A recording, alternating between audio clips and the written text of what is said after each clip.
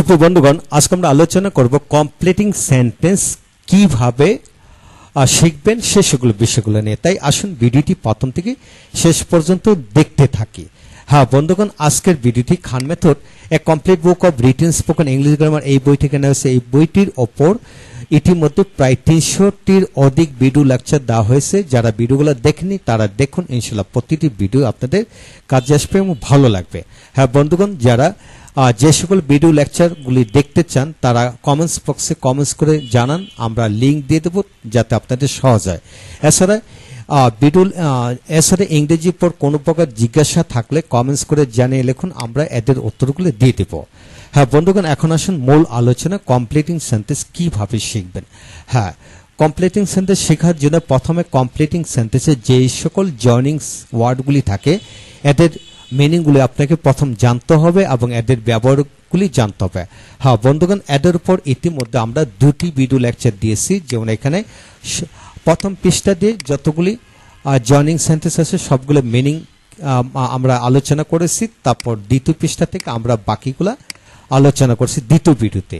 এখন আজকে আমরা তৃতীয় নম্বর ভিডিওতে আমরা শিখব 1 নম্বর নিয়ম হলো দো অল দো, যদিও তথাপি। এটা দিয়ে কিভাবে জয়নিং কিভাবে কমপ্লিটিং সেন্টেন্স তৈরি করবেন। যেমন এক্ষেত্রে প্রথম বাক্যটি যে ধরনের হবে অপর বাক্যটি এর বিপরীত ধরনের হবে এবং ইহা যে কোনো টেন্সের বাক্যের শুরুতে বসে। বাংলা ও ইংরেজি বাক্যের গঠন আলোকে সেন্টেন্স 6 ধরনের, আর এই 6 ধরনের বাক্যের ক্ষেত্রে ইহা ব্যবহার হয়। এখন আসুন বন্ধুগণ, ডায়াগ্রামটা আমরা শিখি। যেমন দো বা অল দো প্রথম সেন্টেন্স, কমা দ্বিতীয় সেন্টেন্স, আবার দুই বাক্যের মাঝখানে কিন্তু দো অল দো বসে। যেমন দো হি রিডস মোর, যদি সে বেশি পড়ে, হি ক্যানট ডু বেটার রেজাল্ট, সে ভালো রেজাল্ট করতে পারে না। দো he is an English teacher, যদি তিনি একজন ইংরেজি শিক্ষক, হি ক্যানট স্পিক ইংলিশ ওয়েল, তিনি ভালো ইংরেজি বলতে পারেন না। তা বন্ধুগণ, পরবর্তী পৃষ্ঠা আমরা দেখি। যেমন দো দ্য ম্যান ইজ পোর, যদি লোকটি গরিব, হি ইজ হ্যাপি, তথাপি সে সুখী। দো বেলাল হ্যাড মাচ মানি, যদি বেলালে অনেক টাকা ছিল, he did not help any one, যদি বেলালে অনেক টাকা ছিল সে কাউকে সাহায্য করতে পেরেছিল না। Though there is a car in his house, যদি তার বাড়িতে একটি গাড়ি আছে, he can not drive it, সে এটা ভালো করে চালাতে পারে না। দো টু রিড বা reading newspaper is good for health, good habit, যদি সংবাদপত্র পড়া ভালো অভ্যাস, many of us do not read it, অনেকে আমাদের এটা পড়ে না। Though it is good habit to read newspaper, যদি সংবাদপত্র পড়া ভালো অভ্যাস, many of us do not read it, অনেকে এটা পড়ে না। তো বন্ধুগণ, আমরা এটি শিখব।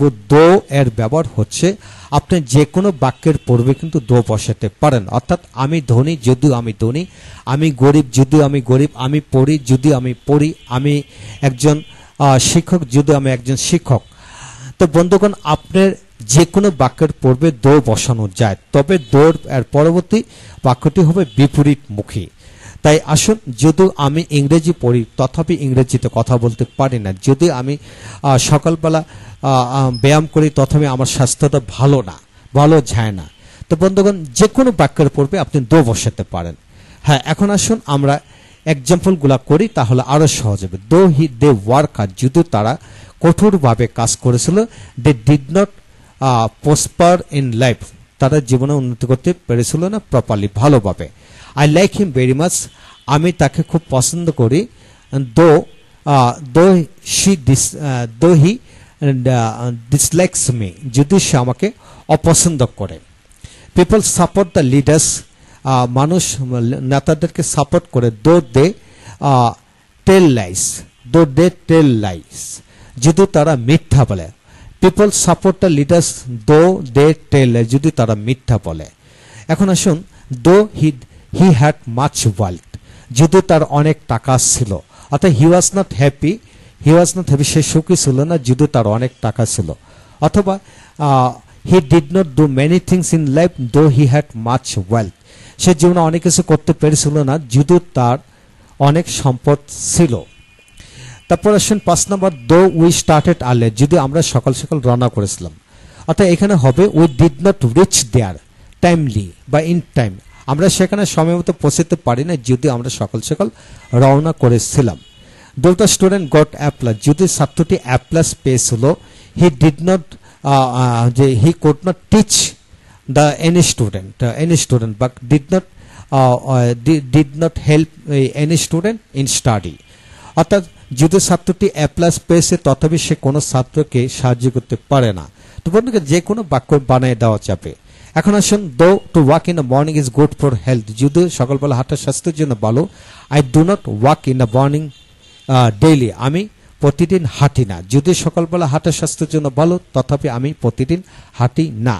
দো Zidan is weak in English, যদি জিদান ইংরেজিতে weak, he can pass in the exam, সে পরীক্ষা পাস করে। যদি সে ইংরেজিতে দুর্বল তথাপি সে পরীক্ষা পাস করে। Though there are many rivers in our country, যদি আমাদের দেশে অনেক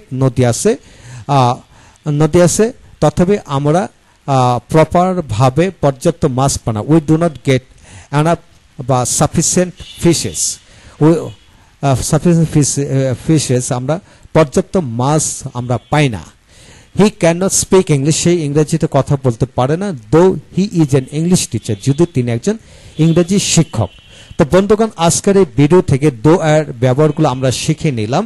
এখানে আবার একটু রিভিউ করব যে দো যে বা অলদো যে কোনো বাক্যের শুরুতেই বসতে পারে। এটা বাক্যের শুরু বা দুই বাক্যের মাঝখানে বসতে পারে।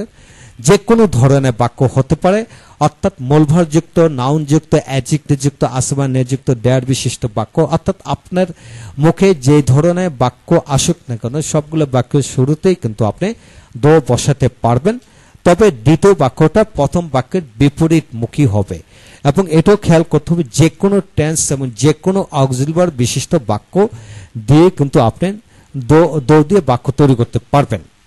ইনশাল্লাহ এইভাবে আপনি কিংবা আপনার সন্তানকে প্রতিটা নিয়ম দিয়ে যদি 10টি করে লিখে বাক্য পড়াতে থাকুন তাহলে আপনি জয়নিং সেন্টেন্স শিখে গেলেন। এবং এর সাথে রিটেন, স্পোকেন, গ্রামার, 3টা অপশনে একসাথে শেখা হয়ে গেল। ভালো থাকুন, সুস্থ থাকুন। পরবর্তী ভিডিওগুলি আমরা আলোচনা করব ইনস্পাইট অফ এবং ডেসপাইট দিয়ে কীভাবে শিখবেন সেই সকল বিষয়গুলো। তাই আসুন ভিডিওগুলো একে একে দেখি, পুরো বিষয়গুলো শিখে নেই। Thank you very much.